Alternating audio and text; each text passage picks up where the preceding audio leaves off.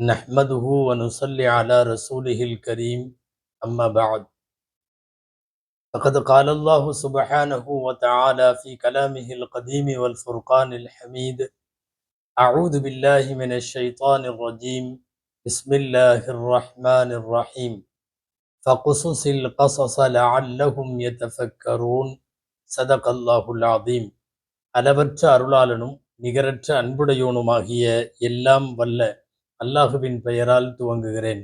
அருமைநாயகம் முஹம்மதுர் ரசூலுல்லா ஸல்லல்லாஹு அலைஹி வஸல்லம் அவர்களின் மீதும் நற்பாக்கியங்கள் நிறைந்த அவர்களுடைய உம்மத்தின் மீதும் குறிப்பாக இக்காணொளியிலே இணைந்திருக்கிற நம் அனைவர் மீதும் எல்லாம் வல்ல அல்லாஹுவின் நல்லருள் என்றென்றும் நிறைவாக உண்டாவதாக. ஆமீன். அல்லாஹுவின் பேரருளால் இஸ்லாத்தின் வேர்களும் விழுதுகளும் என்கிற தலைப்பில் முதல் நூற்றாண்டிலே இருந்து இஸ்லாமிய மார்க்கத்திற்காக வேண்டி தாங்கள் வாழ்ந்த காலங்களில் மகத்தான சேவைகளை செய்து உம்மத்திற்கு தங்களுடைய கல்வியால், அறிவாற்றலால், பதவியால் பெரிய பங்களிப்பு செய்த மகத்தான ஆளுமைகளை பார்த்து வருகிற நாம் கடந்த 9 நூற்றாண்டுகளின் ஆளுமைகளை பேசி சுமார் 212 தொடர்களில் நிறைவு செய்திருக்கிறோம். இப்போது தொடர் 213 10வது நூற்றாண்டினுடைய பார்போற்றும் ஆளுமைகள் என்கிற வரிசையை தொடங்கி இருக்கிறோம். இதிலே முதலில் மக்கத்து பேரறிஞர் முல்லா அலி காரி ரஹிமஹுல்லா அவர்கள்தான் இன்றைய தலைப்பு. இந்த உம்மத்திற்கு தங்கள் கல்வியால் மகத்தான சேவைகளை செய்த பெருமக்களின் பட்டியலில் முக்கிய இடத்தை பிடித்திருக்கின்ற மக்கா நகரத்தினுடைய அறிஞர் பெருமகனார் முல்லா அலி காரி ரஹிமஹுல்லா அவர்களை பற்றிய வாழ்க்கை வரலாறும் அவர்கள் குறித்த செய்திகளும், இந்த உம்மத்திற்கு அவர்கள் விட்டு சென்ற தடயங்களும், அவர்கள் பங்களிப்பு செய்த மகத்தான செய்திகளை பற்றியெல்லாம் நாம் பார்க்க வேண்டும். அன்பானவர்களே, உலகில் 4 இமாம்களில் மதீனத்து மக்களால் கொண்டாடப்படுகிற, இன்றளவும் ஏற்றுக்கொள்ளப்படுகிற, மதீனாவினுடைய அங்கீகாரத்தை பெற்ற ஆலிமாக இமாம் மாலிக் ரஹ்மத்துல்லாஹி அலைஹியை பற்றி நாம் கேள்விப்பட்டிருப்போம். மதீனாவின் ஆலிம் என்று சொன்னாலே மாலிக் ரஹ்மத்துல்லாஹி அலைஹிதான். அதுபோல மக்காவின் ஆலிம் என்கிற ஒரு அடைமொழி ஹஜ்ரத் முல்லா அலி காரி ரஹ்மத்துல்லாஹி அலைஹி அவர்களுக்கு உள்ளது. மிகச்சிறந்த நூல்களை இந்த மண்ணுக்கு வழங்கியதன் மூலம் இன்றைக்கு வரையும் உலகத்தினுடைய உலமாக்களால் கொண்டாடப்படுகிற நபர் முல்லா அலி காரி ரஹ்மத்துல்லாஹி அலைஹி. இவர்கள் நூருத்தீன் அலி இப்னு சுல்தான் முஹம்மது அல் ஹரவி என்பது இவர்களின் பெயர். அன்பானவர்களே, அலி என்பது சுருக்கமாக இவர்கள் பெயர், நூருத்தீன் என்பது பட்டம். முல்லா அலியுல் காரி, முல்லா என்று புனை பெயர் சேர்ந்து மிகச்சிறந்த கிராஅத்து கலை, தஜ்வீது கலையிலே உச்சம் தொட்ட காரணத்தால், 10 வகையான கிராத்துகளில் பாண்டித்துவம் பெற்ற காரணத்தால், கிராத்து கரையின் பல்வேறு நூல்களை எழுதி இந்த உலகத்திற்கு வழங்கிய காரணத்தால் அலியுல் காரி என்று அழைக்கப்பட்டு பின்னாலே அது முல்லா அலி காரி என்கிற பெயரில் இவர்கள் நடைபெற்றார்கள். ஆப்கானிஸ்தானத்தினுடைய ஹராத் என்ற ஊரில் பிறந்து வளர்ந்ததால் ஹரவி என்றும், அதற்கு பிறகு வாழ்க்கையின் பெரும் பகுதியை மக்காவிலேயே கழித்ததால் மக்கி என்றும் இவர்கள் அறியப்படுகிறார்கள். முல்லா அலி காரி அல் ஹரவி அல் மக்கி. ஆனால் பிரபலமான பெயர் அலியுல் காரி என்பதாகும். 10வது நூற்றாண்டிலே வாழ்ந்த பிரபலமானவர்கள் மட்டுமல்ல, தவிர்க்கவே முடியாத ஆலிமாய் முதலாய் முன்னிறுத்தப்படுபவர் ஹஜ்ரத் முல்லா அலி காரி ரஹிமஹுல்லா. அல்லாஹ் சில பேருக்கு எல்லா கலைகளிலும் துறைகளிலும் பாண்டித்துவத்தை கொடுத்து விடுகிறான், தேர்ச்சியை கொடுத்து விடுகிறான். இவர்கள் ஒரு மிகப்பெரிய இமாமாக அறியப்படுவதன் பின்னணியில் பார்க்கிறோம். அவர்கள் ஒரு பெரிய ஹதீஸ் கலை வல்லுனர், அவர்கள் பெரிய சட்ட மேதை, உசூலுகள் என்று சொல்லக்கூடிய மூலச்சட்டங்கள் குறித்த ஆய்வில் நிறைவாக செய்தவர் என்பதால் உசூலி என்று இவருக்கு பெயர். தப்சீர் எழுதி திருக்குர்ஆன் விரிவுரைகளில் பெரும் தாக்கத்தை அந்த காலத்தில் ஏற்படுத்தியதால் முஃபஸ்ஸிர் என்கிற அடைமொழி உண்டு. மிகச்சரியாக விவாத நோக்கில் மசாயில்களை, மார்க்க பிரச்சனைகளை விவாதத்திலே அணுகி வெற்றி காணும் திறமை இருந்த காரணத்தால் இவர் விவாதத்திலே பங்கேற்பவர் என்ற பெயரெல்லாம் உண்டு. இதையெல்லாம் தாண்டி சொந்த வாழ்க்கையில் அவர்கள் ஒரு சூஃபி. அவர்கள் சூஃபியிசத்தை தன் வாழ்க்கையிலே கடைபிடித்து வலியுறுத்தியும் சொன்ன செய்தி என்பதால் அவர் சூஃபியாகவும் அறியப்படுகிறார். சிறந்த வரலாறுகளை தந்த காரணத்தால் முஅர்ரிக் வரலாற்று ஆசிரியர் என்று அறியப்படுகிறார். அல் அதீப் அல் லுகவி அன் நஹ்வி இலக்கணத்தில், இலக்கியத்தில், குறிப்பாக உயர்ந்த அரபு இலக்கியத்தில் தன்னிகரற்ற திறமை இவர்களுக்கு இருந்தது. இவ்வளவும் இவர்களை பற்றிய தனிச்சிறப்புகள். அன்பானவர்களே, முல்லா அலி காரி ஆப்கானிஸ்தானத்திலே ஹராத் என்கிற ஊரிலே அவர்கள் பிறக்கிறார்கள். அந்த ஊரிலேயே பாலகனாக 10 வயதுக்கு முன்பே குர்ஆனை ஓதி முடித்து ஹாஃபிதும் ஆகிவிட்டார்கள்.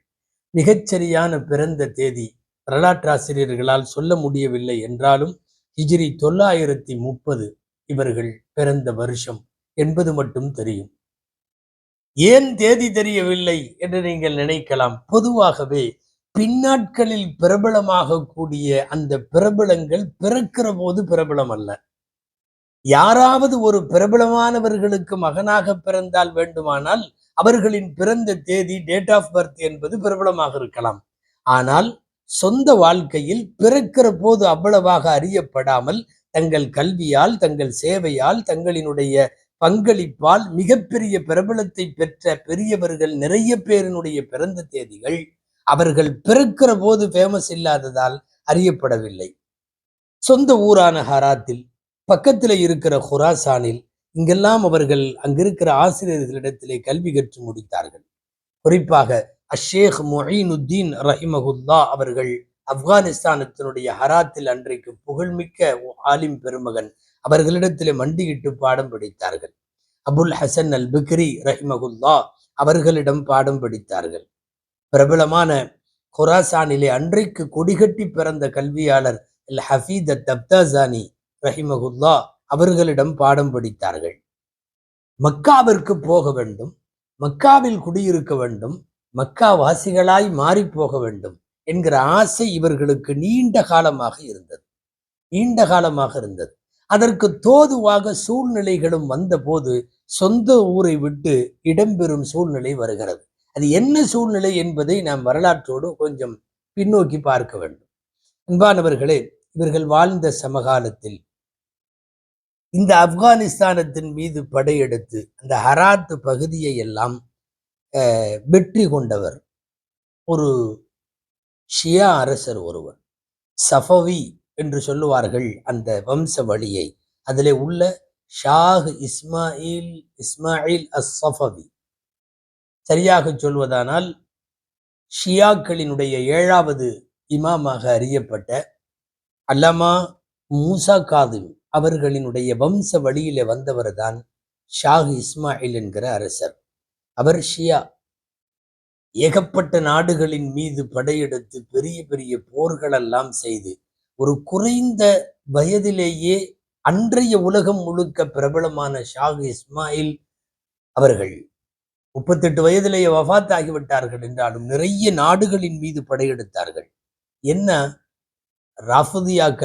ரவாஃபிதுகள் ஷியாக்களினுடைய கொள்கையின் மீது பற்று என்று சொல்லுவதை விட வெறித்தனம் அவருக்கு இருந்தது. எந்த நாட்டையெல்லாம் அவர் கைப்பற்றுகிறாரோ அங்கே வாழுகிற மக்கள் அனைவரும் ஷியாக்களாய் தன்னை மாற்றிக்கொள்ள வேண்டும். அங்கே இருக்கிற ஆலிம் பெருமக்கள் எல்லாம் ஷியா தத்துவத்தை வலியுறுத்தி பேச வேண்டும். எதிர்ப்பு தெரிவித்தால் தலை போய்விடும் என்பது அந்த அரசர் அவருடைய ஒரு பழக்கம். அவர் அப்படி ஒரு நிர்பந்தத்தை எல்லாருக்கும் ஏற்படுத்தினார். பெரிய ஃபித்னா அன்றைக்கு ஏற்பட்டது. ஆப்கானிஸ்தானத்தில், குறிப்பாக குராசானில், ஹராத்தில், சுற்றி உள்ள அத்தனை பகுதிகளில் ஏராளமான முஸ்லிம்கள் ஷியா கொள்கையை ஏற்காததற்காக வேண்டி கொல்லப்பட்டார்கள். ஏராளமான முஸ்லிம்கள் ஷியாக்களினுடைய கொள்கைகளை ஆதரித்து அதை பரப்புரை செய்ய மறுத்த காரணத்தால் கொல்லப்பட்டார்கள். கிட்டத்தட்ட உலமாக்கள் நிர்பந்தத்திற்கு ஆளானார்கள். என்னன்னா, அவர்களினுடைய மெம்பர் படிகளில் ஷியாக்களின் கொள்கையை, கோட்பாட்டை, அவர்களின் மார்க்கம் சார்ந்த தத்துவங்களை மாத்திரமே பேச வேண்டும் என்று நிர்பந்திக்கப்பட்ட போது அந்த பகுதிகளை சார்ந்த மார்க்க அறிஞர்களான உலமா பெருமக்கள் எல்லாம் ஹிஜ்ரத்து செய்து வேற ஒரு ஊருக்கு போக வேண்டிய சூழ்நிலை வந்தது. நிம்மதியாக வாழ வேண்டும் அல்லவா? தினந்தோறும் ஒரு ஷியாவாக தன்னை உருவகப்படுத்தி கொண்டு பிடிக்காத கொள்கையை பேசுவதற்கு மறுதளித்த உலமாக்கள் வேறு வேறு மார்க்கம் தேடி, அதாவது வழி தேடி புறப்பட்டார்கள். அப்படி ஒரு சூழ்நிலை இவர்களுக்கும் ஏற்பட்டது. முல்லா அலி காரி ரஹ்மத்துல்லாஹி அலைஹி மனதிலே இருந்த ஆசை மக்காவில் போய் வாழ வேண்டும். ஹராத்திலே இருந்து மக்காவிற்கு கிளம்பி ஹிஜ்ரத்துக்கு போனார்கள். இவர்கள் எழுதிய நூல் ரவாஃபிதுகள் என்கிற ஷியாக்களின் கொள்கை கோட்பாடுகளை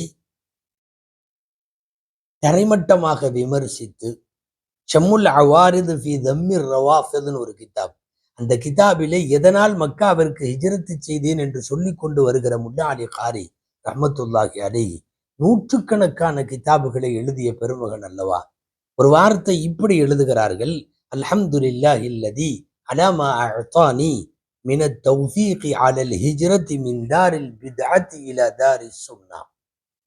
பித்அத் நாட்டிலே இருந்து சுன்னாவான ஒரு நாட்டிற்கு ஹிஜ்ரத்து செய்வதற்கு எனக்கு வாய்ப்பளித்த அல்லாஹுவுக்கே எல்லா புகழும் என்றவர்கள் தங்கள் நூலிலே எழுதுகிறார்கள். மொத்தத்தில் அவர்கள் சொந்த ஊரை விட்டு போனது பிழைப்பிற்காக அல்ல, தொழிலுக்காக அல்ல, நாடு நகரங்களை சுற்றி பார்க்கும் எண்ணத்திலும் அல்ல. சொல்ல போனால் மக்காவிற்கு போய் திரும்பி வருகிற ஆசை எல்லாருக்கும் இருக்கலாம். இவர்கள் அங்கேயே வாழ வேண்டிய நிர்பந்தம் ஏற்பட்டது. பிதஅத்தினுடைய இடத்தில் இருக்க மாட்டேன் என்று சொல்லி இவர்கள் போனவர்கள் முல்லா அலி காரி அவர்கள் ஹரவி என்று இருந்து மக்கி என்று ஆனார்கள். மக்காவிலே போய் அவர்கள் தங்கிவிட்டார்கள். மக்காவிலே இருக்கிற எல்லா உலமாக்களிடத்திலும் ஏறத்தாழ மாணவர்கள் இவர்கள். மக்காவின் உலமாக்களால் இவர்கள் கவரப்பட்டார்கள். பெரிய பெரிய ஆலிம் பெருமக்கள் நடமாடி கொண்டிருந்த ஒரு பொற்காலம் மக்காவினுடைய பொற்காலம். அது 10வது நூற்றாண்டின் துவக்கம். அல்லாமா இப்னு ஹஜர் ஹைதமி ரஹிமஹுல்லா அன்சாரி அவர்கள் அங்கே வாழ்ந்து கொண்டிருக்கிறார்கள், கற்பித்துக் கொண்டிருக்கிறார்கள். முல்லா அலி காரி ரஹ்மத்துல்லாஹி அலைஹினுடைய உஸ்தாதுமார்கள்ல மூத்த உஸ்தாது அல்லாமா இப்னு ஹஜர் அல் ஹைதமி அவர்கள். சொல்ல போனா இவர்களுடைய ஷேகுகளில், உஸ்தாதுகளில் முதல்ல மௌத்தானது இந்த அல்லாமா இப்னு ஹஜர் ஹைதமி ரஹிமஹுல்லா அவர்கள். பெரிய பெரிய பெருமக்கள்கிட்ட இவங்க ஓதனாங்க. முல்லா அலி காரி ரஹிமஹுல்லா, அலி அல் முத்தகி அல் ஹிந்தி, இங்கெல்லாம் கேள்விப்பட்டிருப்பீர்கள். பிரபலமான ஹதீஸ் நூல் கன்சுல் உம்மால் மின் சுனனில் அக்வாலி வல் அஃஆல்னு சொல்லி பெருமானார் ஸல்லல்லாஹு அலைஹி வஸல்லத்தினுடைய வார்த்தைகளையும் செயல்பாடுகளையும் ஒரு சேர மிகப்பெரிய அளவில் தொகுத்து கன்சுல் உம்மால் என்கிற பெயரிலே கொடுத்த இந்த பேராசிரியர் இவர்களிடத்திலே மண்டியிட்டு ஓதினார்கள். மிகப்பெரிய ஆலிம் பெருமகனாக அன்றைக்கு அறியப்பட்ட அல்லாமா சிந்தி, அப்துல்லாஹி சிந்தி ரஹிமகுல்லா அவர்களிடத்திலே பாடம் படித்தார்கள்.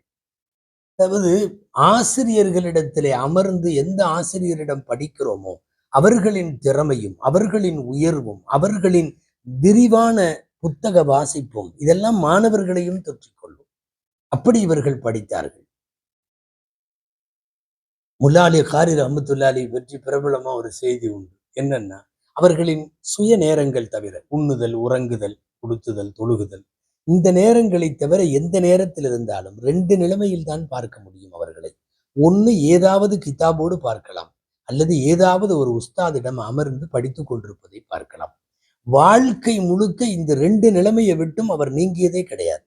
கையில் கிதாபோடு இருப்பார், அல்லது யாராவது ஆசிரியரோடு இருப்பார். படித்து படித்து ஏறத்தாழ 40 ஆண்டு காலங்கள் மக்காவில இருந்து ஒருவர் கல்வி கற்றால், இப்போலாம் 7 வருஷம் படிச்சுட்டே பெரிய ஆலிமுன்னு நம்ம நினைச்சுக்கிறோம் இல்லையா? 10 வருஷம் படிச்சாவே அதை விட கொஞ்சம் பெரிய ஆலிமுன்னு நினைச்சுக்கிறோம் இல்லையா? 40 ஆண்டு காலங்கள் மக்காவினுடைய மஷாயிகளிடத்தில் மண்டியிட்டு அமர்ந்து பாடம் படித்ததன் விளைவு என்ன தெரியுமா? மிகச் சமீப காலத்திலேயே விரல் நீட்டி சுட்டப்படுகிற ஒரு மிகப்பெரிய ஆசானாய் முல்லா அலி காரி அவர்கள் அறியப்பட்டார்கள். பெரிய பெரிய ஆட்கள் இவர்களிடம் வந்து மண்டியிட்டு ஓத ஆரம்பித்தார்கள். நிறைய மாணவர்கள். மக்காவினுடைய ஹத்தீபாக, ஹத்தீபுல் பலதுல் ஹராம் என்று அறியப்பட்ட அல்லாமா அல் ஹத்தீபு தப்ரி அவர்கள் இவர்களுடைய மாணவர். காதி அப்துர் ரஹ்மான் அல் உமரி, அந்த காலத்தில் வாழ்ந்த பெருமக்கள் இவர்களெல்லாம், அல் முர்ஷிதி அல் மக்கி அவர்கள் இவர்களுடைய மாணவர். அப்துர் ரஹ்மான் அல் உமரி அவர்களை பற்றி தனியாக பேச வேண்டும். பல்வேறு மசாயில் பிரச்சனைகளில், ஃபத்துவாக்களில், கருத்து வேறுபாடுகளில் கழுத்து நெரித்து கொல்லப்பட்டு அல்லாஹுவின் பாதையில் ஷஹீதானவர்கள். அவங்கெல்லாம் இவருடைய முல்லாலி காரி ரஹ்மத்துல்லாஹி அலைஹியுடைய மாணவர்கள். கிட்டத்தட்ட மக்காவிலே 40 ஆண்டு காலம் படித்து ஆசிரியராய் பின் பேராசானாய் மாறி உலகத்திலே இருக்கிற மக்கள் எல்லாம் திரும்பி பார்க்கிற அளவுக்கு பெரிய ஆளாகிவிட்டார்கள். இவர்களின் மக்கா வாழ்க்கையின் பலன் நிறைய இந்த உம்மத்திற்கு நிறைய நூல் கிடைத்தது. இவர்களுடைய ஹயாத்தே மக்கியா, மக்காவினுடைய வாழ்க்கையில் கிடைத்தது. பொதுவாக அல்லாஹ் யுரிதில்லாஹு பிஹி கைரன் யுஃபக்கிஹு ஃபித்தீன், யாருக்கு நன்மையை நாடுகிறானோ அவர்களுக்கு மார்க்க ஞானத்தை அல்லாஹ் அள்ளி கொடுத்து விடுவான். நன்மையை நாடிய முல்லா அலி காரிக்கு அல்லாஹ் ரஹ்மத்துல்லாஹி எக்கச்சக்கமாக கல்விகளை அள்ளி கொடுத்து விட்டான். மறுபக்கம் கொஞ்சம் யோசிக்கிறோம். முல்லா அலி காரி ரஹ்மத்துல்லாஹியுடைய வாழ்க்கை முத்தகியான வாழ்க்கை, தக்வாவுடைய வாழ்க்கை, உலகத்தோடு ஒட்டாத வாழ்க்கை, யாரிடத்திலும் கையேந்தாத வாழ்க்கை, அவ்வளவு சீக்கிரமாக அடுத்தவர்கள் தரும் அன்பளிப்புகளை கூட ஏற்றுக்கொள்ளாத வாழ்க்கை. தகியன் ஜாஹிதன் ஹஃபீஃபன் என்றெல்லாம் இவர்களுடைய வர்ணனைகளை கிதாபுகள் பேசிக் கொண்டிருக்கிறது. ஆளுநர்கள், அரசர்கள், அதிகாரிகள் எல்லாத்திட்டிருந்தும் விலகித்தான் இருப்பார். அவங்களுடைய அன்பளிப்புகளை ஏற்றுக்கொள்ள மாட்டார்.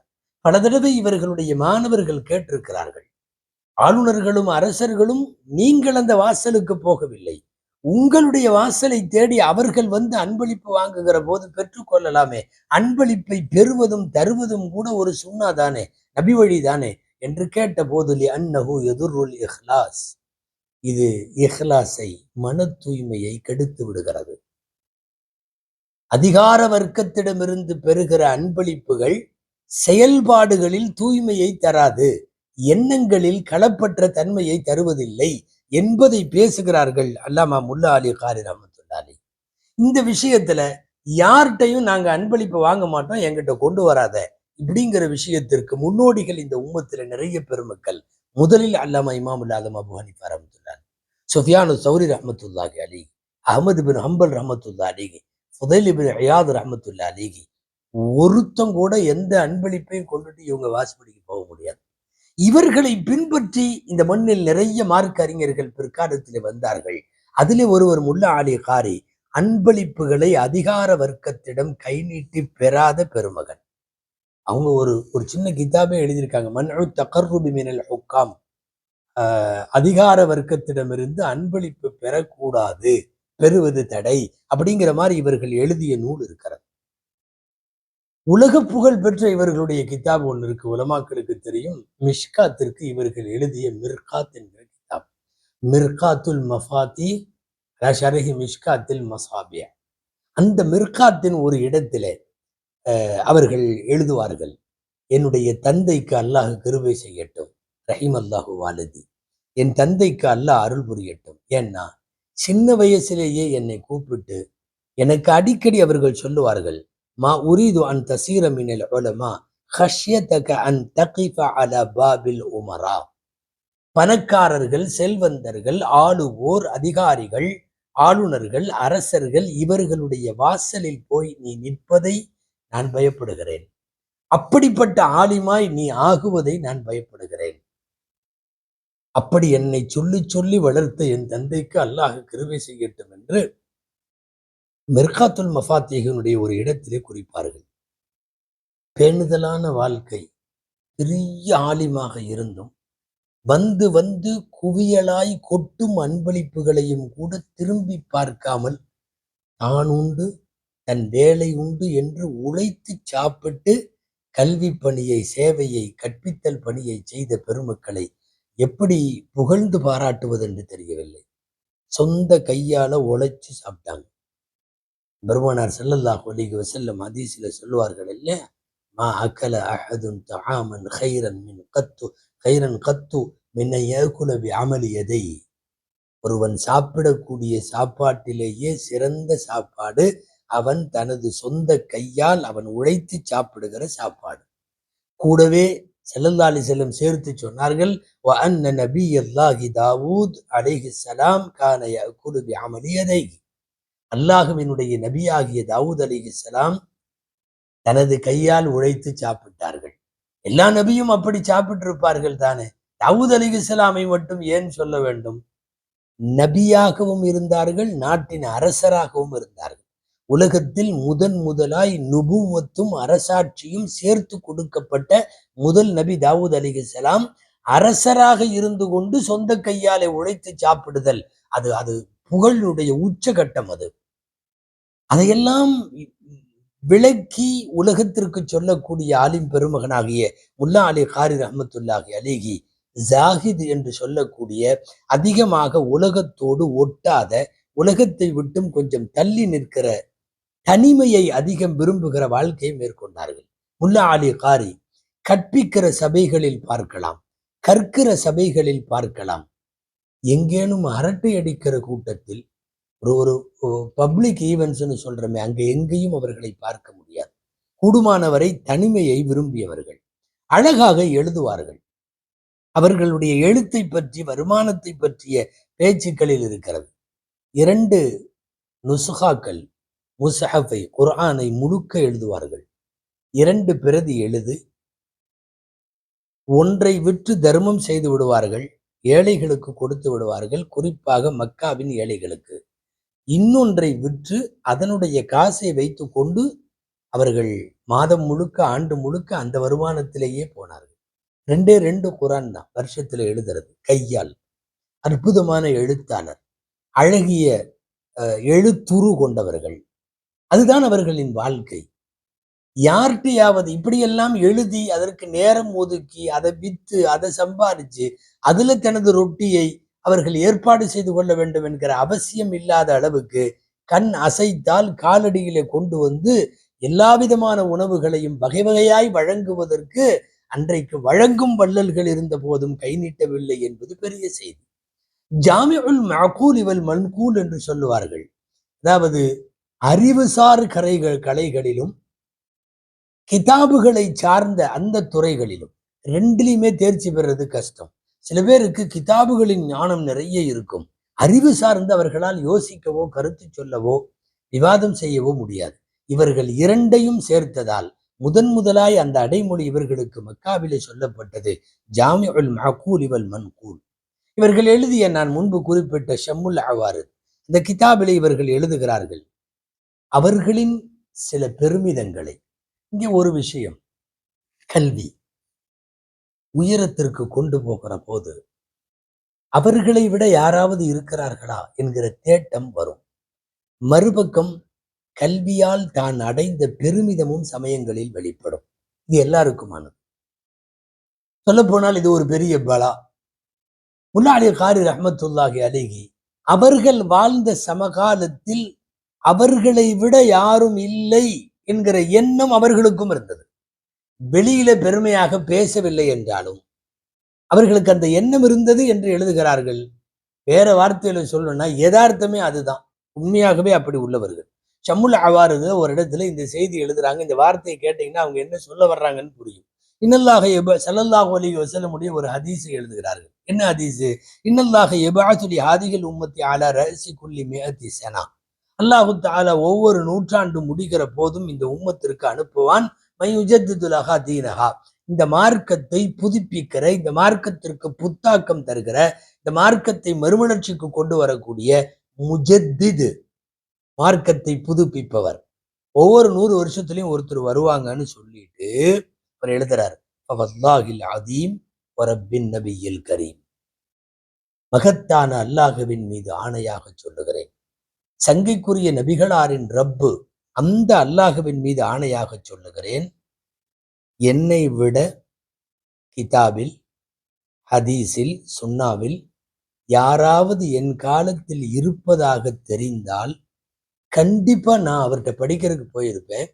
கால் இல்லை என்றாலும் கூட சப்பானியாக தேய்த்து கொண்டே போவார்கள் அல்லவா, அப்படி தவழ்ந்தாவது நான் அவர்கிட்ட போய் ஓதியிருப்பேன். வேற யாரும் கிடைக்கல. நன்றாக கவனிக்க வேண்டும். என்னை விட சிறந்த குர்ஆன் ஹதீஸின் ஞானமுள்ள ஒருவர் இருந்திருந்தால் தவழ்ந்தாவது போய் அவரிடம் படித்திருப்பேன். சொல்லிட்டு அங்கேயே எந்த குற்ற உணர்வுக்கும் இடம் தராமல் ஒரு வார்த்தை எழுதுகிறார். வஹாதா லா அகூலுஹு ஃபக்ரன் பல் தஹத்துஸன் பிநிஅமத்தில்லாஹ். நான் இதை பெருமைக்காக பேசவில்லை, அல்லாஹ் எனக்கு கொடுத்த நிஅமத்தை சொல்லுவதற்காக பேசுகிறேன். அல்லாஹ் எனக்கு கொடுத்த மிகப்பெரிய பேரருள், நான் வாழ்ந்த காலத்தில் நான் பெரிய ஆலிம். பொதுவாக மிகப்பெரிய இல்மினுடைய எல்லைகளை கடக்கிற போது, அதை எப்படி சொல்றது தமிழ்ல, ஞானச் செருக்குன்னு ஒரு வார்த்தை இருக்குல்லவா, ஞானச் செருக்கு, அது அந்த கல்வியாளர்களுக்கு உரியது. அந்த எல்லையை தொட்டவர்கள் இவர்கள். இவர்களுடைய நிறைய சிறப்புகளை எழுதக்கூடிய இந்தியாவினுடைய எழுத்தாளர் ஒருவர் நம்ம ஷேக் அப்துல் சத்தார் தெஹ்லவி. அவங்க தான் முதல்ல ஆலிமு மக்கா அப்படின்னு சொல்லி இவங்களுடைய அடைமொழியை ஆலிமுல் பலதில் ஹராம் என்று எழுதியவர்கள். மாலிக் இமாம் அவர்களுக்கு ஆலிமுல் மதீனா என்று சொல்லுவது போல ஷேக் அப்துல் சத்தார் தெஹ்லவி அவங்க வந்து அஸ்ஹாருல் புஸ்தான்னு சொல்லி ஒரு கிதாபு, தோட்டத்தினுடைய மலர்கள், பூங்காவினுடைய பூக்கள் அப்படிங்கிற மாதிரி அஸ்ஹாருல் புஸ்தான்ல அந்த செய்தியை எழுதியிருக்காங்க. இவங்க எத்தனை கிதாப் எழுதினாங்க, எக்கச்சக்கமான கிதாபுகள், அது சம்பந்தப்பட்ட தரவுகள், தகவல்கள் எல்லாம் இருந்தாலும் கூட சில பேர் துல்லியமா இவ்வளவுதான் எழுதுறாங்க, மிகைத்தல் எல்லாம் இல்லாமல். 170 கிதாபுகள் இந்த உம்மத்திற்கு, எல்லாமே பெரிய பெரிய ஞான பொக்கிஷங்கள் அவைகள். அவைகளை எல்லாம் எழுதி அல்லாமா பக்தாதி ரஹ்மகுல்லா அவர்கள் ஹதியத்துல் ஆரிஃபின் சொல்லி ஒரு கிதாப், ஞானிகளின் அன்பளிப்பு. இந்த ஹதியத்துல் ஆரிஃபின்ல முல்லா அலி காரி அவர்கள் 173 கிதாபுகள் எழுதியதாக குறிப்பிடுகிறார். அல்லாமா இஷ்டி ரஹிமகுல்லா அல் பிதாஅத்துல் முஸ்ஜாத் அப்படின்னு ஒரு கிதாபு, அதுல பல்வேறு நூலாசிரியர்களினுடைய விஷயங்களை எழுதி கொண்டு வருகிற போது முல்லா அலி காரி ரஹ்மத்துல்லாஹி அலைஹி 138 நூல்கள் எழுதியதாக இருக்கிறார்கள். மொத்தத்தில் கிட்டத்தட்ட 170, 200, 300 என்றெல்லாம் பல்வேறு கருத்துக்கள். சரி, ஒருவர் தன்னுடைய வாழ்க்கையில ஒரு 40 வருஷ காலம் மக்காவில இருந்த போது 200 நூட்களை இந்த உம்மத்திற்கு மிகப்பெரிய குர்ஆன் ஹதீஸினுடைய ஞான புதையல்களை எல்லாம் தொகுத்து தந்திருக்கிறார் என்றால் எல்லா கிதாபுகளையும் சொல்ல முடியாது. ஆனால் முல்லா அலி காரி ரஹ்மத்துல்லாஹி அலைஹி பெயர் சொன்ன உடனே நினைவை விட்டு நீங்க முடியாத பல்வேறு கிதாபுகள், குறிப்பாக கிராத்து கலையினுடைய ஷாத்திபியாவுக்கு இவர்கள் எழுதிய ஷரஹ், தப்சீர்ல இவங்க எழுதின அன்வாருல் ஃபுர்கான், அன்வாருல் குர்ஆன் வ அஸ்ராருல் ஃபுர்கான் என்கிற கிதாப், புகழ்பெற்ற தப்சீருல் ஜலாலைனுக்கு இவர்கள் ஜமாலைன் என்று ஒரு தப்சீர் அதற்கு ஷரஹ் எழுதினார்கள். பல்வேறு அரபிக் கல்லூரிகளில் 7ஆம் ஆண்டு மாணவர்களுக்கு போதிக்கப்படுகிற மௌலவிகளுக்கு சொல்லிப்படக்கூடிய தப்சீருல் பைதாவிக்கு இவர்கள் குறிப்பு எழுதி, அடிக்குறிப்பு, ஓரக்குறிப்பு எழுதி சிறந்த முறையிலே விளக்கினார்கள். ஷரவுல் ஃபிக்ஹுல் அக்பர் நமக்கு தெரியும், உலமாக்கள் நன்கறிவார்கள்.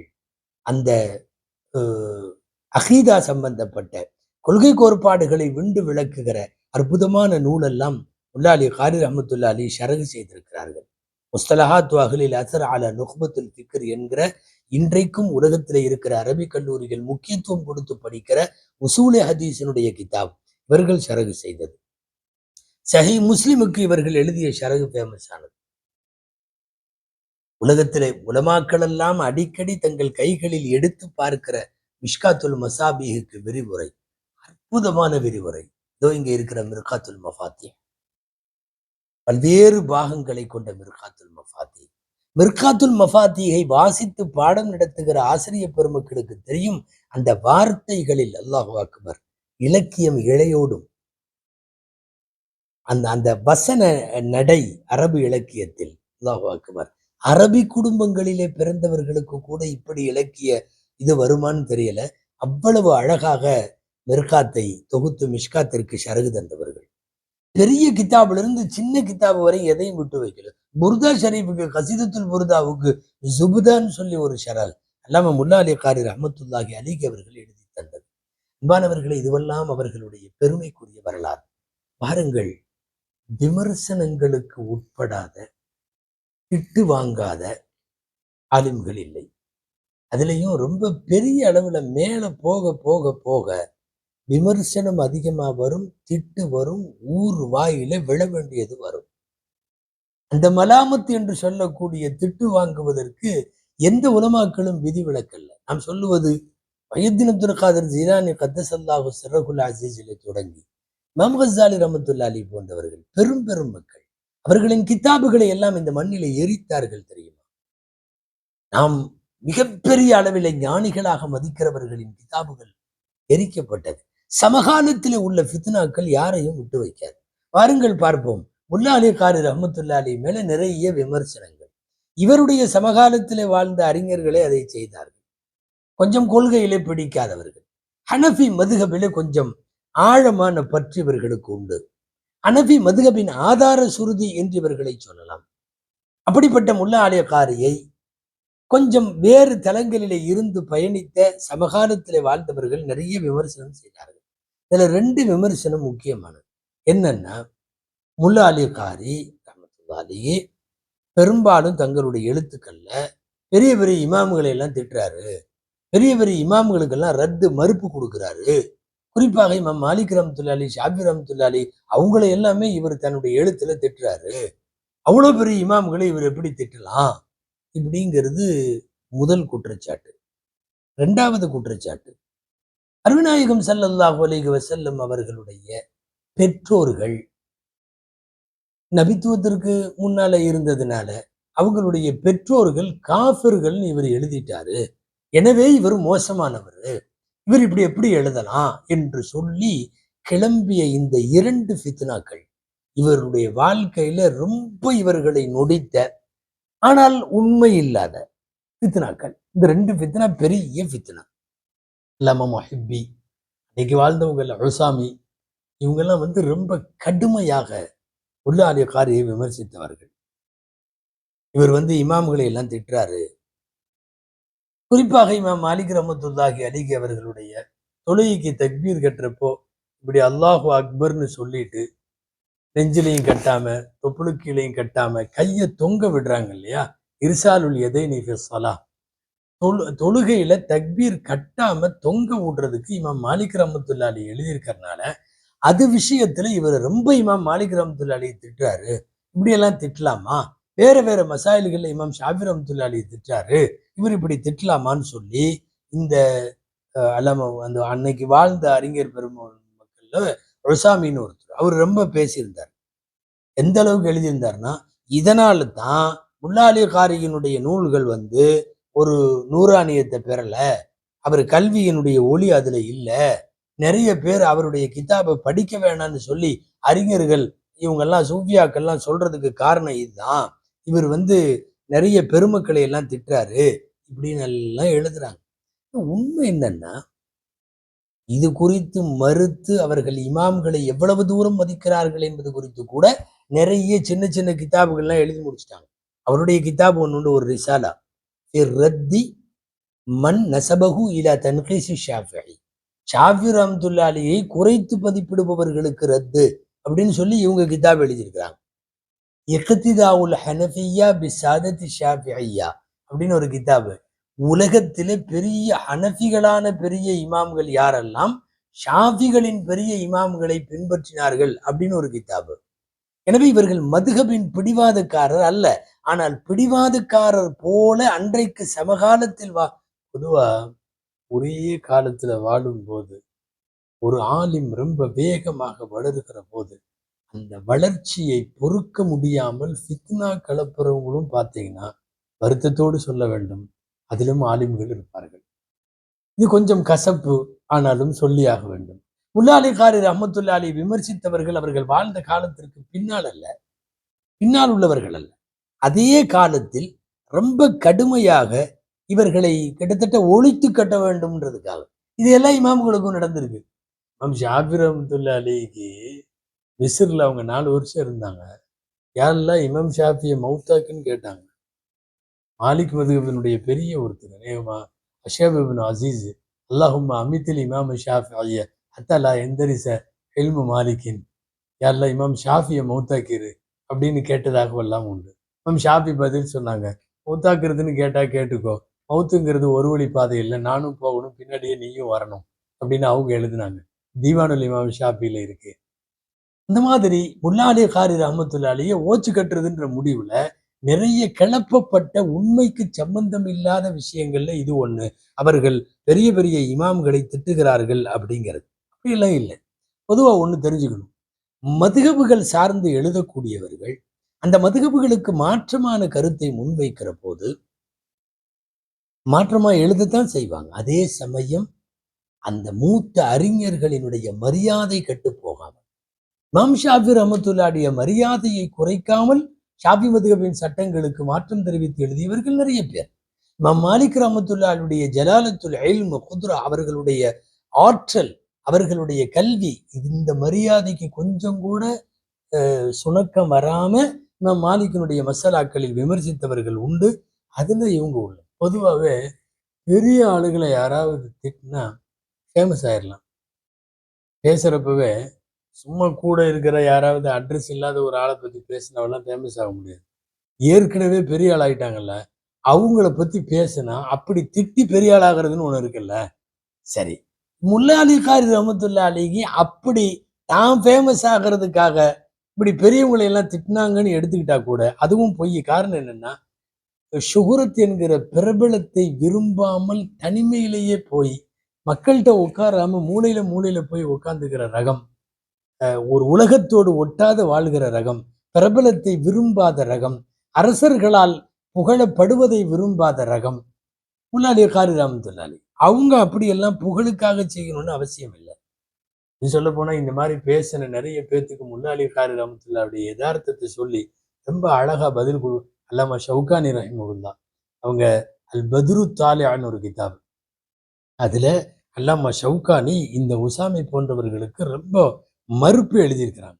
என்னன்னா, ஒருவேளை நீங்கள் சொல்வது உண்மையானால் முல்லா அலி காரி பெரிய பெரிய இமாம்களை விமர்சிக்கிறார் அவருடைய எழுத்தில் என்று நீங்கள் சொல்லுவது உண்மையாக இருந்தால், நான் சொல்லுகிறேன் முல்லா அலி காரி சரியான ஆலிம். காரணம் என்ன தெரியுமா? ஒரு கருத்தை சொல்பவர் எவ்வளவு பெரிய ஆளாக இருந்தாலும் சமரசம் செய்யாமல் அதற்கு மறுப்பு எழுதுவான் என்றால் அவர் சரியான ஆள் என்று பொருள். அவர் சரியான கல்வியாளர் என்று பொருள். சரி சரி, யாரோ கொஞ்சம் வயசுல பெரியவர் சொல்றாரு, கல்வியில பெரியவர் சொல்றாரு, தலையை ஆட்டிட்டு போயிடுவோம் என்பது அல்ல மார்க்கம். மார்க்கத்திலே விவாதத்திற்கு, கருத்து வேறுபாடுகளுக்கு, கண்ணியம் குறையாத கருத்து வேறுபாடுக்கு என்றைக்கும் மரியாதை உண்டு என்பதை முல்லா அலி காரி ரஹ்மத்துல்லாஹி அவர்களை உயர்ந்த இடத்துல வைத்து பேசுவார்கள் அல்லாமா ஷவுகானி ரஹிமஹுல்லா. இவங்க கிதாபுகள்ல ஒளியே இல்லை, இல்லாம போச்சுன்னெல்லாம் சமகாலத்துல வாழ்ந்தவங்க சொன்னாங்களே, பொய். உலகத்துல இன்றைக்கும் ஏராளமான மதரசாக்களில் இவர்கள் எழுதிய ஷரகுகள் லட்சோப லட்சம் இல்லை, கோடானும் கோடி பேர் நூற்றாண்டுகளை கடந்ததற்கு பிறகும் படித்துக் கொண்டிருக்கிறார்கள். உடைய அல்லாமா ஷாவலியுல்லா முஹத்திஸ் தெஹ்லவி ரஹிமஹுல்லா இந்தியாவில் கல்வியின் சகாப்தம், அவங்க அவங்களுடைய ஃபேமஸான ஒரு வார்த்தை இருக்கு, நிறைய உலமாக்கள் அடிக்கடி சொல்லுவாங்க. அல் முஆசரா சபபுல் முனாஃபரா. ஒரே காலத்தில் வாழுதல் என்பது வெறுப்பிற்கு காரணமாகும். ஒருத்தர்கிட்ட 200 வருஷத்துக்கு முன்னாடி இப்படி ஒருத்தர் இருந்தாப்பா, பயங்கரமான ஆளுப்பா, நல்ல ஒரு அப்படி வல்லவருன்னு எல்லாம் புகழ்னீங்கன்னா பேசாம தான் இருப்பார். ஆனா இவர் வாழ்ற காலத்திலேயே உள்ள ஒரு ஆலிமை சொல்லி ஃபர்ஸ்ட் கிளாஸான அவர் அப்படின்னு சொல்லி பேசினா அதை இவரால பொறுத்துக்க முடியாது. ஒரு காலத்தில் வாழுதல் என்பது வெறுப்பிற்கு காரணம். இந்த ஷாவலில்லா முஹத்திஸ் தெஹ்லவியினுடைய இந்த வார்த்தை பொன்னெழுத்துக்களால் பொறிக்க வேண்டும். அனுபவத்தால் ஏராளமான உலமாக்களுக்கு தெரியும். இந்த வார்த்தை 100க்கு 100 அல்ல, 1000% அது உண்மை. அல் முஆசரா சபபுல் முனாஃபரா. சரி, இரண்டாவது விஷயத்திற்கு வருவோம். பெருமானார் ஸல்லல்லாஹு அலைஹி வஸல்லமினுடைய பெற்றோர்களை காஃபிர்கள் என்று நஊது பில்லாஹ், அல்லாஹ் பாதுகாக்க வேண்டும் நம்முடைய நாவுகளை. அப்படி ஒரு கருத்தை இவர் சொன்னார் என்கிற கருத்தும் தவறு. இதுல ஒரு ஒரு தவறான புரியுதல், பிறழ்வு, மிஸ் அண்டர்ஸ்டாண்டிங்னு சொல்றோம்ல, அதுதான் நடந்துச்சு. என்னன்னா, அபூ ஹனீஃபா ரஹ்மத்துல்லாஹி அலைஹினுடைய கருத்து ஃபிக்ஹுல் அக்பர்ல இருக்கு. அவங்க ஃபிக்ஹுல் அக்பர்ல என்ன சொல்றாங்க ரசூல் ஸல்லல்லாஹு அலைஹி வஸல்லம் பெற்றோர்களை பத்தி அப்படின்னா, இமாமுல் ஆதமுடைய வார்த்தையை சொல்லுகிறேன், அரபி வார்த்தை. வாலிதா ரசூலில்லாஹி ஸல்லல்லாஹு அலைஹி வஸல்லம் மா மாதா அலல் குஃப்ரி. பெருமானார் ஸல்லல்லாஹு அலைஹி வஸல்லமுடைய பெற்றோர்கள் குஃப்ரின் மீது மரணிக்கவில்லை. மா மாதா அப்படின்னா குஃபரின் மீது மரணிக்கவில்லைன்னு. யாரோ அதை அந்த காலத்துல இந்த மாதிரி பிரிண்டல் டிஜிட்டல் மீடியா ஒன்றும் கிடையாது. எழுதி எடுத்த யாரோ மாணவர்கள் தானே பெரும்பாலும் அதை எழுதுவார்கள். எழுதுறப்போ மா மாதா அலல் குஃப்ரி அந்த அரபி வார்த்தையை தெரியும். மா 2 தடவை வரும். மா மாதா மரணிக்கவில்லை. இந்த 2 மா இருக்குது, ஏதோ ஒண்ணு எக்ஸ்ட்ரா போல தெரியுதுன்னு எழுதுறவரு எடுத்து விட்டார். அபூ ஹனீஃபா ரஹ்மத்துல்லாஹி அலைஹி சொன்னாங்க, என்னன்னா வாலிதா ரசூலில்லாஹி மாதா அலல் குஃப்ரி, குஃபுர்ல மௌத்தானாங்கன்னு ஆயிரும். இந்த ஒரு மாவை எடுத்தீங்கன்னா குஃபுர்ல மௌத்தாகவில்லை என்கிற கருத்து குஃபுர்ல மௌத்தானாங்கன்னு வந்துடும். இதை பார்த்த முல்லா அலி காரி ரஹ்மத்துல்லாஹி இமாமுல் ஆதம் அப்படி எழுதியிருக்காங்க போல இருக்குன்னு அப்படியே எடுத்து எழுதினாங்க. தவறாக பிரதிகள் கிடைத்ததனுடைய விளைவு இது. இது ஒரு எடுக்கப்பட்டது. பின்னாடி உணர்ந்து இதையெல்லாம் தெரிந்து பல்வேறு கிதாபுகளையும் பார்த்ததற்கு பிறகு இமாமுல் ஆதம் அபூ ஹனீஃபா ரஹ்மத்துல்லாஹி அந்த கருத்துல இல்லைன்னு தெரிஞ்ச உடனே மிக தெளிவாக பல இடங்களில் மறுப்பாக எழுதியிருக்கிறார்கள். குறிப்பாக பெருமான் ஸல்லல்லாஹு அலைஹி வஸல்லத்தினுடைய வரலாற்றை பல கோணங்களில் அலசும் கது இயாது ரஹ்மத்துல்லாஹுடைய கிதாபு ஷிஃபா, அந்த கிதாபு ஷிஃபாவுக்கு ஒரு விரிவுரை இவங்க எழுதினாங்க. யாரு? முல்லா அலி காரி ரஹ்மத்துல்லாஹி. அதுல தெளிவா எழுதியிருக்கிறாங்க. யாரு? முல்லா அலி காரி ரஹ்மத்துல்லாஹ். என்ன எழுதியிருக்கிறாங்க? முதல் இடம், அபூ தாலிபின் லம் யஸிஹ இஸ்லாமுஹு, அபூ தாலிப் அவர்கள் இஸ்லாத்தில் சேர்ந்தது சம்பந்தமாக சரியான தகவல் இல்லை. அம்மா இஸ்லாமு அபவைஹி, ஆனால் பெருமானார் ஸல்லல்லாஹு அலைஹி வஸல்லத்தினுடைய பெற்றோர் இஸ்லாத்திலே இருந்தார்கள் என்பதிலே கருத்து வேறுபாடு உண்டு. ஃபஃபீஹி அக்வாலுன், அதுல பல கருத்து உண்டு. கவனிங்க நல்லா. வல் அஸஹு இஸ்லாமுஹுமா, இதுல சரியான கருத்து என்னவென்றால் பெருமானார் ஸல்லல்லாஹு அலைஹி வஸல்லமுடைய பெற்றோர்களான அப்துல்லா, ஆமினா ரலியல்லாஹு அன்ஹுமா வ அலைஹிமஸ்ஸலாம் இவர்கள் இருவரும் முஸ்லிம்கள் தான், இவர்கள் இஸ்லாம் தான் சரின்னு எழுதிட்டு அலா மத்தஃபக அலைஹி அல் அஜில்லத்து மினல் உம்மா, இந்த உம்மத்தினுடைய பெரும் பெரும் உலமாக்களின் கருத்துப்படி அவர்கள் இருவரும் முஸ்லிம் தான் எழுதிட்டு அதோட நிறுத்தல. கமா பையனஹு ஜலாலுத்தீன் சுயூத்தி, மிகப்பெரிய பன்னூலாசிரியர் வரலாற்று ஆய்வாளர் அல்லாமா ஜலாலுத்தீன் சுயூத்தியும் இப்படித்தான் சொல்லியிருக்காங்க அப்படின்னு எழுதுறாரு. தெளிவா நீங்க இன்னைக்கும் எடுத்து பார்க்கலாம். காது இயாத் ரஹ்மத்துல்லாஹியுடைய ஷிஃபாவுக்கு முல்லா அலி காரி ரஹ்மத்துல்லாஹி எழுதின விரிவுரை. இன்னொரு கருத்து, இன்னொரு செய்தி, அவர்களே முல்லா அலி காரி ரஹ்மத்துல்லாஹி இந்த ஒரு கருத்து நாம் பரவலாக கேள்விப்பட்டிருப்போம் இல்லையா? அதாவது நபி ஸல்லல்லாஹு அலைஹி வஸல்லமுடைய பெற்றோரை அல்லாஹ் அவர்கள் இறந்ததற்கு பிறகு ரசூல் ஸல்லல்லாஹு அலைஹி வஸல்லம் நபியானதற்கு பிறகு மீண்டும் ஹயாத்தை கொடுத்தான். மீண்டும் ஹயாத்தை கொடுத்து அவர்கள் கலிமா சொன்னார்கள். லா இலாஹ இல்லல்லாஹ் முஹம்மதுர் ரசூலுல்லாஹ்னு சொன்னாங்க. மீண்டும் அவர்களை அல்லாஹ் மௌத்தாக்கி விட்டான். கலிமா சொல்லுவதற்காக அவ்வாறு உயிர் கொடுக்கப்பட்டது என்று சொல்லப்படுகிற ஒரு வரலாற்றை முல்லா அலி காரி ரஹ்மத்துல்லாஹி அலைஹி அவர்கள் அதே கிதாபிலே எழுதுகிறார்கள். ஷிஃபாவுடைய விரிவுரையில அந்த வாக்கியமே சொல்றேனே, வ அம்மா மா தகரு மின் இஹ்யாஇ அபவைஹி அலைஹிஸ்ஸலாம், நபி ஸல்லல்லாஹு அலைஹி வஸல்லத்தினுடைய பெற்றோருக்கு உயிர் கொடுக்கப்பட்டு அவர்கள் கலிமா சொன்ன அந்த நிகழ்ச்சியாகது ஃபல் அஸஹு, இதிலே சரியான கருத்து என்னவென்றால் அன்னஹு வகஅ அலா மா அலைஹில் ஜும்ஹூர், பெரும்பாலான மார்க்க அறிஞர்களின் கருத்துப்படி அது நிகழ்ந்தது உண்மைதான். அலாமா வகஅ அலைஹி அல் ஜும்ஹூரு ஸிகாத், உறுதி வாய்ந்த உலமா பெருமக்கள் சொல்லுகிறபடி அதுதான். இங்கேயும் எழுதுறாரு கமா காலல் இமாம் சுயூத்தி, சூத்தி ரஹ்மத்துல்லாஹி அலைஹி சொன்னது போல. எனவே அவர்களுடைய காலத்திலே வாழ்ந்தவர்களால் முல்லா அலி காரி ரஹ்மத்துல்லாஹி அலைஹி அவர்களுக்கு நிறைய இடையூறு வந்தது. புகழின் உச்சிக்கு ஒருவர் போக போக நிறைய புல்லுருவிகள், காளான்கள், பொறாமை பிடித்தவர்கள், வளர்ந்துவிடக் கூடாது என்பதிலே உள்ளவர்கள், அவர்கள் கண்டிப்பாக இடையூறு செய்வார்கள். அந்த இடையூரை வளர்ந்து வரும் ஆலிம்கள் மேலே செல்ல செல்ல அதை அனுபவித்தே ஆக வேண்டும். அதிலும் பல்வேறு நூற்றாண்டுகள்ல நடந்தது என்னன்னா, இதுதான் நடக்கும். ஒண்ணு, நமக்கு கீழே யாராவது இருந்துட்டா கண்டுக்க மாட்டாங்க. கீழே இரு, நீ நல்லா இரு, அன்பா பேசி பழகி எல்லாம் பண்ணுவாங்க. சம அளவுல வந்தாலும் விட மாட்டாங்க. இவங்களுக்கு மேல போனா அறவே விட மாட்டாங்க. இது எல்லா நூற்றாண்டுகளிலும் நடந்தது. எல்லா நூற்றாண்டிலும் இந்த நூற்றாண்டு வரை சொல்லுகிறோம். எனவே அந்த அடிப்படையில் பெரும் பெரும் உலமா பெருமக்கள் சமகாலத்திலே வாழ்ந்தவர்களால் பொறாமைகளால் நிறைய இட்டுக்கட்டப்பட்டதும், நிறைய அவர்களின் எழுத்துக்கள் பேச்சுக்கள் குறித்து விமர்சிக்கப்பட்டதெல்லாம் உண்டு. பொதுவாக ஒரு தவறு ஒரு பிரதியிலே காணப்பட்ட போது உள்ளாலி காரி ரஹ்மகுல்லா அது தவறு என்று தெரிந்தவுடன் திருத்தி கொண்டு பல்வேறு இடங்களில் அதற்கு விரிவுரை எழுதியிருப்பது பேணுதல் உள்ள பெருமக்களினுடைய நடைமுறை இதுதான் என்பதை காட்டுகிறது. இவ்வளவு பெரிய பங்களிப்புகளை செய்து சுமார் 200க்கும் மேற்பட்ட கிதாபுகளை எழுதி இன்றைக்கு வரையும் நினைவில் நிற்கிற ஒரு மிகப்பெரிய அல்லாமாவாய் போற்றும் பேரறிஞராய் நிற்கிற முல்லா அலி காரி ரஹிமகுல்லா 1014 கிட்டத்தட்ட 84 வயசு. 84 வயசுல 40 வருஷம் அல்லது அதற்கு மேல் கிட்டத்தட்ட மக்காவினுடைய வாழ்க்கை.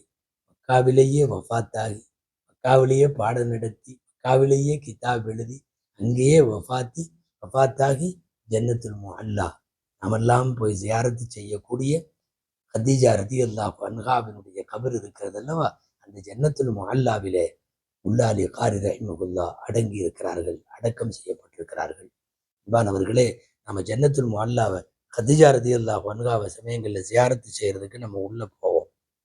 உள்ள போனீங்கன்னு சொன்னா முன்னாடி நுழையக்கூடிய முதல் வழியில இங்கிருந்து நுழையிறவருக்கு லெப்ட் சைடு, அதாவது அது வழியா ஒரு வழி வெளியே போகும், அது ஹுஜூனுக்கு போகும். ஹுஜூன் அப்படிங்கிறது இன்னைக்கும் அந்த இடத்துக்கு அதான் பேரு.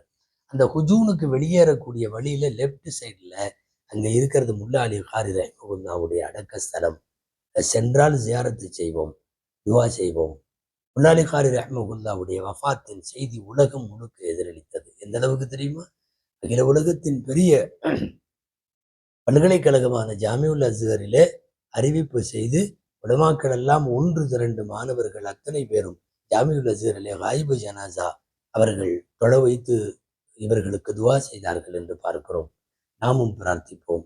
எல்லாம் வல்ல அல்லாஹு ஜல்ல ஷானுஹு தஆலா மிகப்பெரிய மார்க்க மேதையான அல்லாமா முல்லா அலி காரி ரஹ்மகுல்லா அவர்களினுடைய மகத்தான சேவைகளை பொருந்தி கொண்டு அல்லாஹ் ஜன்னத்துல் ஃபிர்தௌஸில் அவர்களுக்கு இடம் தருவானாக. நபிமார்கள் நல்லோர்களோடு அல்லாஹ் அவர்களை வீற்றிருக்க செய்வானாக. ஆமீன். வஆகிர் தஅவானா அல்ஹம்துலில்லாஹி ரப்பில் ஆலமீன். அஸ்ஸலாமு அலைக்கும் வரஹ்மத்துல்லாஹி வபரகாத்துஹு.